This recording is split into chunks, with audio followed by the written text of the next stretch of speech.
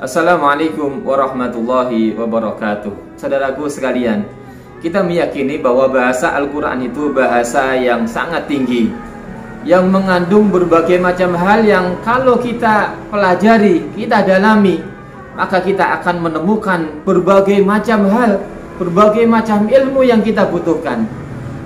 Hari ini kita akan belajar dari satu ayat yang sangat populer di telinga kita, ayat tentang puasa. Allah Subhanahu wa ta'ala berfirman, A'udzu billahi minasyaitonir rajim.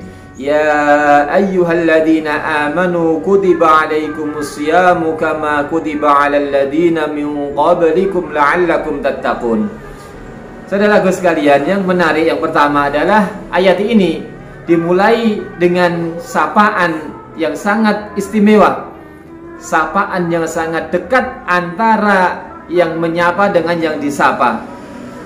Ya ayyuhalladzina amanu, hai orang-orang yang beriman. Panggilan ini terasa sangat istimewa. Beda dengan ya ayyuhan nas, hai sekalian manusia. Ya bani Adam, hai anak-anak Adam, hai manusia. Enggak. Kenapa Allah menggunakan ini? Tentunya ini mengandung hikmah yang luar biasa. Ya ayyuhalladzina amanu adalah panggilan kesayangan Allah kepada hambanya. Karena hamba yang sudah mau meyakini akan adanya Allah, hamba yang meyakini akan adanya malaikat, adanya kitab, adanya rasul, adanya hari kiamat, hamba yang begitu menempatkan hatinya pada posisi yang diinginkan oleh Allah Subhanahu wa ta'ala. Jelas ini orang-orang yang istimewa.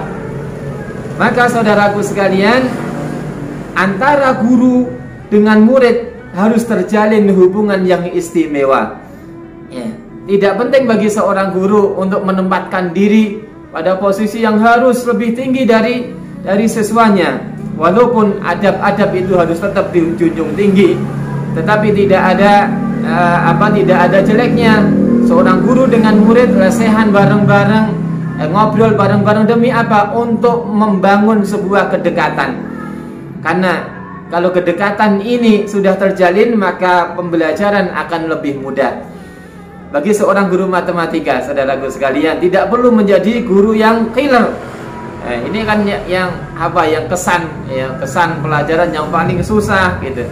Yang kadangkala atau umumnya gurunya juga menjadi hubungannya kurang dekat. Maka itu harus dicairkan dengan hubungan yang erat antara guru dengan siswanya. Ya ayyuhalladzina amanu mengajarkan kepada kita bagaimana seorang guru memanggil kepada anaknya dengan panggilan yang baik. Haram bagi seorang guru memanggil anaknya dengan panggilan yang tidak baik, dengan panggilan selain namanya. Maka Allah Subhanahu wa ta'ala mengajarkan kepada kita bagaimana Luqman al-Hakim memanggil anaknya, ya bunayya, hai anakku. Nabi Yakub alaihissalam memanggil anaknya, ya bunayya. Ini bagaimana seorang guru itu harus mempunyai kedekatan dengan murid dan mempunyai sapaan-sapaan yang baik dengan muridnya, sehingga terjadi hubungan yang erat antara guru dan muridnya.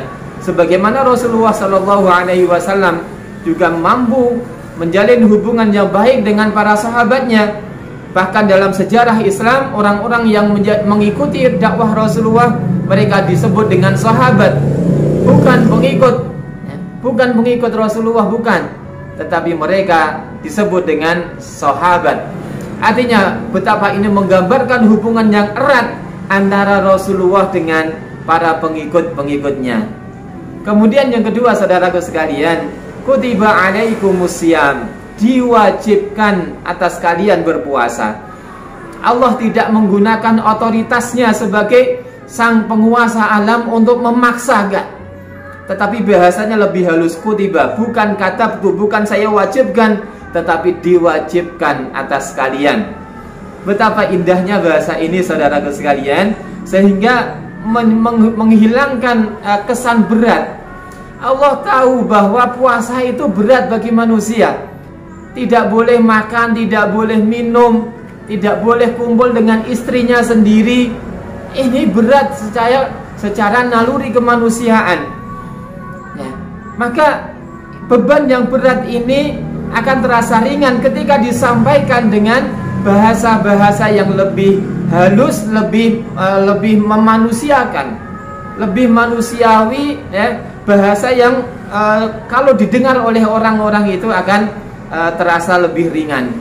Maka begitulah saudaraku sekalian, bagi seorang guru bagaimana menyampaikan pelajaran itu dengan ringan, ya, bukan materi yang sudah berat kemudian semakin bertambah berat karena apa? Instruksi demi instruksi, sedikit-sedikit instruksi, sedikit-sedikit ancaman, kerjakan ini, kalau tidak dikerjakan kamu tak hukum dan sebagainya.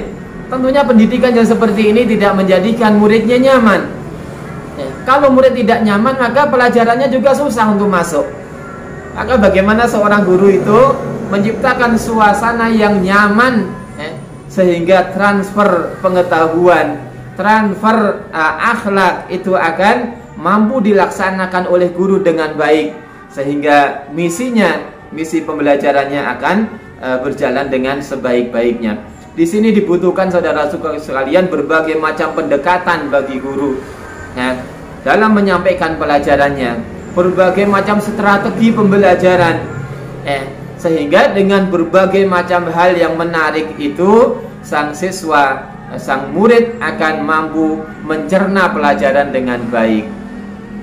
Selanjutnya saudaraku sekalian, kama kutiba 'alal ladina min qablikum, sebagaimana juga puasa ini diwajibkan atas orang-orang sebelum kalian. Ya, ini semakin menambah ringannya beban manusia itu dalam menjalankan syariat puasa. Allah memberikan motivasi, kamu itu nggak sendirian. Kamu lapar itu nggak sendirian. Orang-orang sebelum kalian juga diwajibkan sama saja. Kalau orang-orang sebelum kalian mampu, kalian pun insya Allah juga mampu. Jadi ini loh pesannya saudara sekalian, pelajaran itu menyenangkan, bukan semakin menambah beban, bukan. Dan ini bisa tercipta kalau guru itu hebat dalam menyampaikan pelajaran. Guru itu pandai dalam mencari pendekatan-pendekatan pembelajaran, menyampaikan strategi pembelajaran. Beban yang berat itu akan terasa ringan. Materi yang sulit itu akan menjadi mudah. Dengan apa? Dengan kecerdasan guru, dengan pandainya guru menyampaikan, mencari cara. Ya, maka ini harus menjadi motivasi bagi kita sekalian. Sebagai seorang guru harus kaya cara. Belajar tidak harus di kelas. Ya, belajar tidak harus selamanya ceramah. Guru itu fungsinya sebagai fasilitator, sebagai motivator, sebagai seorang murabi, sebagai seorang syekh, sebagai seorang muallim, sebagai seorang mudarrib, sebagai pelatih, sebagai guru spiritual, sebagai teman, sebagai sumber ilmu dan sebagainya. Jadi kapan kita menempatkan diri kita sebagai seorang muallim, orang yang mentransfer ilmunya? Kapan kita menempatkan diri sebagai bahkan sebagai teman bagi anak-anak kita? Seorang guru harus pandai mencari peluang-peluang itu, sehingga dia akan menemukan cara yang terbaik untuk anak-anaknya. Dan yang terakhir adalah la'allakum tattaqun, agar kalian semuanya bertakwa. Nah, pelajaran harus menemukan apa fungsinya. Kalau dalam quantum teaching kita kenal ada namanya amba, apa manfaatnya bagiku.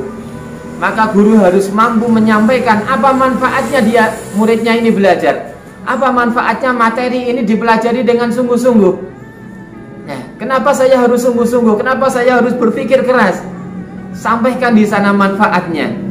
Kaitkan materi pelajaran dengan manfaat di dunia dan dengan manfaatnya di akhirat. Karena semua materi pelajaran bisa menyampaikan manusia ke surganya Allah Subhanahu wa ta'ala. Kalau ini dipahami oleh guru, saya yakin saudaraku sekalian, kelas kita akan menjadi kelas yang asyik.